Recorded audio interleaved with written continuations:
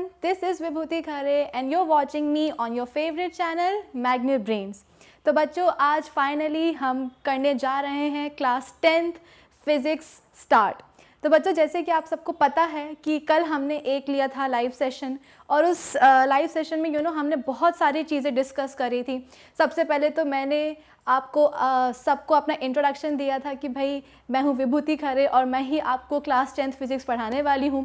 फिर इसके बाद में हमने कुछ अपनी प्लान ऑफ एक्शन स्ट्रैटेजी हमने डिस्कस करी थी कि क्लास 10th फिज़िक्स को पढ़ने के लिए हमारी क्या स्ट्रैटेजी होने वाली है।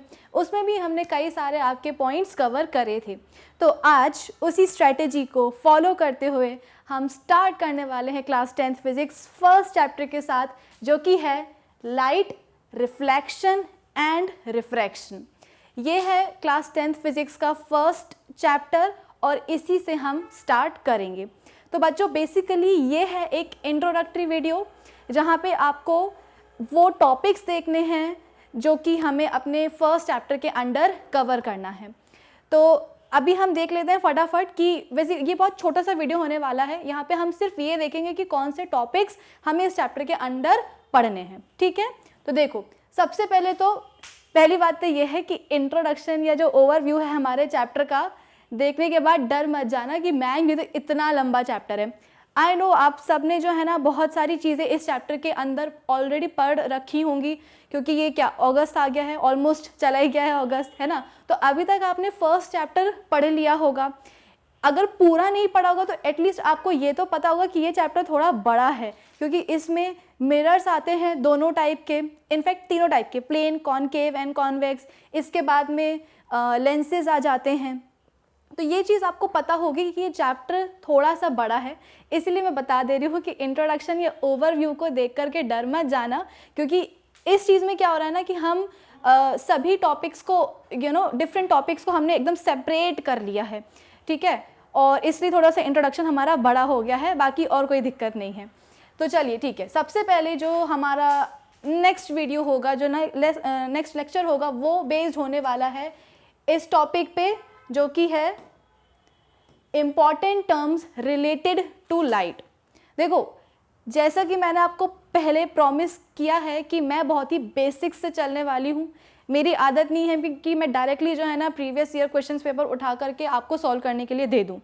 मेरा मानना ये है कि आपके जितने कंसेप्ट क्लियर होते जाएंगे, ठीक है, उतना आपके लिए बेटर है वो, क्योंकि जब आप 11th-12th में जाओगे तो इसी चीज़ का आप एक एडवांस्ड वर्जन देखोगे, एक एडवांस्ड फॉर्म देखोगे। तो उस चीज़ से बच्चे ना घबराएं, इसके लिए ज़रूरी है कि आप जो अपना बेस है ना उसको आप मजबूत कर लें। तो यहाँ पे जो मैं आपको बता रही हूँ कि हमारा जो नेक्स्ट लेक्चर होगा वो बेस्ड होगा important terms related to light. तो इसमें हम कुछ लाइट से रिलेटेड टर्म्स पढ़ेंगे जो कि हमारे चैप्टर में उन टर्म्स को हम बार बार यूज़ करेंगे। तो एक बार अच्छे से दिमाग में बिठा लें कि वो टर्म्स क्या होते हैं, ठीक है, उनका कंसेप्ट समझ लें, तो बार बार उन्हें जब आगे फर्दर चैप्टर में वो टर्म्स यूज़ करे जाएंगे तो उनको वहाँ समझाने की ज़रूरत नहीं पड़ेगी। एक बार समझ लो और डायरेक्टली जब हम आगे चैप्टर की तरफ बढ़ेंगे तो वो टर्म हम बोल के आगे बढ़ जाएंगे, ठीक है। फिर इसके बाद में होगा reflection of light and laws of reflection. भाई ये एक चीज़ है जो आपने आई गेस 6th से लेकर के 9th, इनफैक्ट 9th में नहीं है, 10th 8th तक है, ठीक है ना, 6th to 8th तक आपने अच्छे से पढ़ी होगी कि भाई रिफ्लेक्शन ऑफ लाइट क्या होता है। रिफ्लेक्शन को आप कैसे समझ सकते हैं, एक लो बॉल, उसको आप एक वॉल पे या सिंपली ग्राउंड पे आप स्ट्राइक करो, क्या होगा, बॉल वापस आपके हाथ में आ जाएगी।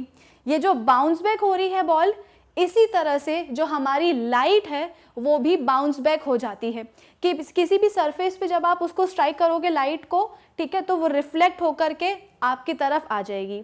इनफैक्ट जो हमें सुबह सुबह जब हम सो के उठते हैं, कहीं रेडी होकर के जाना रहता है, तो हम खड़े हो जाते हैं अपने ड्रेसिंग टेबल के आगे जहाँ पे लगा होता है एक मिरर। तो उस मिरर में जो हमें हमारी इमेज दिखती है, या बोल सकते हो जो रिफ्लेक्शन दिखता है, वो क्यों होता है, इसी के कारण, क्योंकि लाइट का रिफ्लेक्शन होता है। इनफैक्ट मल्टीपल रिफ्लेक्शन होता है लाइट का, जिसके कारण हम अपनी इमेज आईने में देख पाते हैं, ठीक है। फिर इसको बाद में हम फॉलो करेंगे लॉज ऑफ रिफ्लेक्शन से। तो बेसिकली ये दोनों जो टॉपिक्स हैं ये मैं एक ही वीडियो लेक्चर में मैं कंबाइन करके पढ़ाऊंगी। क्यों, ये भी छोटा सा है और ये भी छोटा सा है, बहुत ज़्यादा समझाने के लिए कुछ एज सच है नहीं। तो इन दोनों टॉपिक्स को हम एक ही लेक्चर में कंबाइन करके पढ़ेंगे। फिर इसके बाद में characteristics of images formed by plane mirror. तो भाई प्लेन मिरर में जब हम इमेजेस के कैरेक्टरिस्टिक्स पढ़ेंगे तो इसमें आपके पास कुछ टर्म आएंगे, जैसे कि रियल इमेज, वर्चुअल इमेज, ठीक है, इन्वर्टेड इमेज या अपराइट और इरेक्ट इमेज। तो इस तरह की कुछ वर्ड्स से आपका इंट्रोडक्शन होगा हमारे इस टॉपिक में। क्लियर? फिर इसके बाद में स्फेरिकल मिरर। भाई स्फेरिकल मिरर तो अपना नाम से ही समझ में आ रहा है कि एक ऐसा मिरर जो कि एक स्फीयर से डिराइव होगा। स्फेरिकल मिरर्स कितने टाइप के होते हैं भाई? दो होते हैं, एक होता है कॉनकेव और एक होता है कॉन्वेक्स, है ना। एक होता है कॉनकेव और एक होता है कॉन्वेक्स, और ये दोनों ही क्या है? टाइप्स हैं स्फेरिकल मिरर्स के। तो इनके नाम से ही समझ में आ रहा है कि ये दोनों मिरर्स कहाँ से आए होंगे, तो एक स्फीयर से डिराइव किए गए होंगे। क्लियर? फिर इसके बाद में terms related to spherical mirrors. इस टॉपिक में आपको समझ में आएगा कि भाई सेंटर ऑफ कर्वेचर क्या है, रेडियस क्या है, पोल क्या है ना। डिफरेंट टर्म्स यहाँ पे आपको जो कि स्फेरिकल मिरर से रिलेटेड होंगे वो देखने को मिलेंगे। मेरा एक आपसे सवाल है, आपने अभी तक फोकस वर्ड तो सुन ही लिया होगा मिरर्स के कंसेप्ट में, है ना, टर्म फोकस। मैं आपसे पूछना चाहती हूँ कि क्या ये जो हमारा टर्म है फोकस, क्या ये एक मिरर का ही कंपोनेंट है? यूजुअली जब हमारे पास किताब आती है तो उसमें लाइन से जो है ना centre of curvature, radius of curvature, ठीक है, प्रिंसिपल एक्सिस, फोकस, पोल, ये सब दिया रहता है। लेकिन मैं आपसे ये पूछना चाह रही हूँ कि क्या फोकस एक स्फेरिकल मिरर का ही कंपोनेंट है या ये कुछ डिफर करता है बाकी कंपोनेंट से, जैसे कि प्रिंसिपल एक्सिस हो गई, है ना, सेंटर ऑफ कर्वेचर हो गया, पोल हो गया, रिफ्लेक्टिंग सरफेसेस हो गए, अपर्चर हो गया। तो क्या हमारा ये फोकस इन सभी टर्म से कुछ डिफरेंट है? क्या ये स्फेरिकल मिरर का एक कंपोनेंट है या नहीं? आंसर अपना तैयार रखना, ठीक है या नहीं? इसका हम आंसर फाइंड आउट करेंगे इस सेशन में, इस टॉपिक में। क्लियर? फिर इसके बाद में sign conventions of spherical mirrors. देखो बच्चों, ये आपने पहले भी पढ़ा होगा 9th वगैरह में कि जब हम वेक्टर क्वांटिटीज़ की बात करते हैं, हमने बात करी वेलोसिटी की, हमने बात करी फोर्स की, हमने बात करी डिस्प्लेसमेंट की। तो वेक्टर क्वांटिटीज़ क्या होती हैं? जिसमें मैग्नीट्यूड हो और डायरेक्शन भी हो, है ना। तो जब हम बात करते हैं सपोज फोर्स की, तो हमें एक फोर्स का डायरेक्शन पॉजिटिव लेना पड़ता है और एक फोर्स का हमें नेगेटिव लेना पड़ता है। जैसे कि अगर हम फोर्स अप्लाई कर रहे हैं कहाँ से कहाँ, लेफ्ट से टुवर्ड्स राइट, तो इस डायरेक्शन को हम ले लेते हैं पॉजिटिव, ठीक है, इस डायरेक्शन को ले लिया हमने पॉजिटिव। लेकिन अगर फोर्स अप्लाई हो रहा है किस डायरेक्शन में, टुवर्ड्स लेफ्ट, तो अब इस फोर्स का डायरेक्शन हमें क्या लेना पड़ेगा? नेगेटिव लेना पड़ेगा। ये डायरेक्शन का पॉजिटिव नेगेटिव का खेल आपको ऑलरेडी पता हुआ है। उसी तरह से जब स्फेरिकल मिरर से इमेजेस बनती हैं, ठीक है, तो उनके भी कुछ साइन कन्वेंशंस होते हैं कि आपने मिरर के सामने ऑब्जेक्ट कहाँ रखा था, उसकी इमेज का बनी है मिरर के पीछे या मिरर के आगे, ऑब्जेक्ट के आगे या ऑब्जेक्ट के भी पीछे, ठीक है, इन्वर्टेड यानी कि उल्टी बनी है या इरेक्ट यानी कि सीधी बनी है। तो इन्हीं सब चीज़ों को जोड़ जाड़ के हम यहाँ पे लेके आते हैं साइन कन्वेंशंस, ठीक है, कि ऑब्जेक्ट का ऑब्जेक्ट और इमेज का डायरेक्शन कहाँ है, इमेज कहाँ बन रही है, कैसी बन रही है। तो हमें साइन कन्वेंशंस का यूज़ करना पड़ता है। हमें बेसिकली पॉजिटिव नेगेटिव समझना पड़ता है मिरर से बनने वाली इमेजेस में भी, ठीक है। फिर इसके बाद में rules for tracing images formed bye concave mirror. अब यहाँ से असली खेल शुरू होता है। यहाँ तक आप जो भी चीज़ें पढ़ोगे वो दोनों के लिए होगी, कॉनकेव मिरर्स के लिए भी और कॉन्वेक्स मिरर के लिए, यानी कि सभी स्फेरिकल मिरर्स के लिए। लेकिन इस टॉपिक से अब हमारा कॉनकेव और कॉन्वेक्स मिरर थोड़ा अलग अलग हो जाएगा। अब उनको अलग अलग करके पढ़ेंगे, ठीक है। रूल्स फॉर ट्रेसिंग इमेजेस, जो कॉनकेव मिरर्स इमेज बनाते हैं किसी भी ऑब्जेक्ट की, तो उन इमेजेस को ट्रेस करने का भी कोई नियम होता है, कुछ नियम होते हैं और वो नियम हम पढ़ेंगे इस टॉपिक में, ठीक है। फिर इसके बाद में image formation by concave mirror in different positions of the object. अब जो कॉनकेव मिरर है उसके आगे हम ऑब्जेक्ट्स रखेंगे ऑब्वियसली बात है उसका जो रिफ्लेक्टिंग सरफेस होगा उसके आगे हम क्या रखेंगे, ऑब्जेक्ट्स रखेंगे। जैसे कि मेरा कॉनकेव मिरर है और ये रहा ऑब्जेक्ट, इसको मैं अलग अलग पोजीशंस पे रख के देखूंगी कि जब मेरा ऑब्जेक्ट फॉर सपोज ये 15 सेंटीमीटर के डिस्टेंस पे है, तो 15 सेंटीमीटर के डिस्टेंस पे जब मैंने एक ऑब्जेक्ट को रखा है तो मेरा ये जो कॉनकेव मिरर है ये इमेज कहाँ बनाएगा। अगर मैं इसको 30 सेंटीमीटर के डिस्टेंस पे रखती हूँ तो मेरा कॉनकेव मिरर कहाँ इमेज बनाएगा। ठीक है, तो अलग अलग पोजीशंस पे हम ऑब्जेक्ट को रख के देखेंगे और देखेंगे कि कॉनकेव मिरर उनकी पोजीशंस कहाँ, उनकी इमेजेस कहाँ बना रहे हैं, कौन सी पोजीशन पे बना रहे हैं। क्लियर है। फिर इसके बाद में mirror formula. Basically mirror formula क्या होता है, एक रिलेशन होता है ऑब्जेक्ट की जो है आपका, ठीक है, उसका डिस्टेंस कितना है, फिर इसके बाद में इमेज और फोकल लेंथ। ठीक है, वी यू और एफ के बीच में होता है एक रिलेशन मिरर फॉर्मूला में। अब सिग्निफिकेंस क्या है मिरर फॉर्मूला का, ये हम देखेंगे हमारे नेक्स्ट जब हम ये बेसिकली जब हम ये टॉपिक पढ़ेंगे ना तब हम ये कवर करेंगे। ठीक है, अब हम करते हैं आगे की बात। आगे की बात क्या है, linear magnification produce by concave mirror. अब ये लीनियर मैग्निफिकेशन क्या होता है भाई, लीनियर मैग्निफिकेशन का मतलब होता है ये बेसिकली रेशियो होता है। ठीक है, size of the image divided by size of the object. एक ऑब्जेक्ट की साइज कितनी है और उसको जिस भी मिरर के सामने रखा हुआ है उस मिरर ने जो उस ऑब्जेक्ट की इमेज बनाई है उसकी साइज, तो दोनों का हम रेशियो निकालते हैं और पता करते हैं कुछ चीज़ें। कौन सी चीज़ें पता करेंगे ये हम देखेंगे इस टॉपिक में। फिर इसके बाद में rules for tracing images form by convex mirror. जैसे कि मैंने आपको बताया था कि अब हम कॉनकेव कॉन्वेक्स अलग अलग पढ़ने वाले हैं। ठीक है, तो कॉन्वेक्स मिरर से जो बनने वाली इमेजेस होती हैं उनको हम कैसे ट्रेस कर सकते हैं। कॉनकेव मिरर वाली अलग है, कॉन्वेक्स मिरर वाली इमेजेस अलग अलग हैं, वो हम देखेंगे इस टॉपिक में। Image formation by convex mirror. ठीक है, फिर यूजेस ऑफ स्फेरिकल मिरर्स। अब भाई दिमाग लगाओ कि हम इतना सब कुछ लीनियर मैग्निफिकेशन, ठीक है, अलग अलग पोजीशंस पे ऑब्जेक्ट को रख के देखना, इतनी तामझाम हम पढ़ क्यों रहे हैं। इस टॉपिक में हमें पता चलेगा कि भाई स्फेरिकल मिरर्स का हमारी लाइफ में बहुत बड़ा सिग्निफिकेंस होता है, क्यों हम पढ़ रहे हैं उनको इतना ज़्यादा, इतनी डेप्थ में, है ना, ये आपको पता चलेगा इस टॉपिक में। फिर इसके बाद में जो सेकेंड पार्ट है हमारे चैप्टर का जो कि है रिफ्रैक्शन ऑफ लाइट।